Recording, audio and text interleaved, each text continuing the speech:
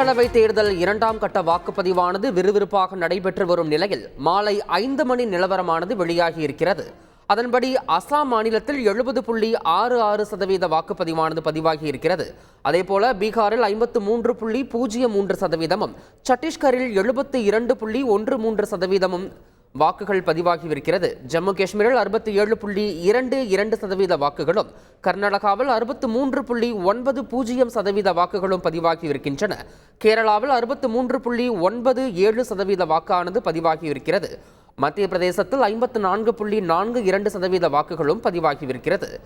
மகாராஷ்டிராவில் 53.51% வாக்குகளும், மணிப்பூரில் அதிகபட்சமாக 77.06% வாக்குகளும் பதிவாகியிருக்கிறது. ராஜஸ்தானில் 59.19% வாக்குகளும், திரிபுராவில் 76.23% வாக்குகளும் பதிவாகியிருக்கிறது. உத்தரப்பிரதேசத்தில் 52.64% வாக்குகளும், மேற்கு வங்கத்தில் 71.84% வாக்குகளும் பதிவாகியிருக்கின்றன.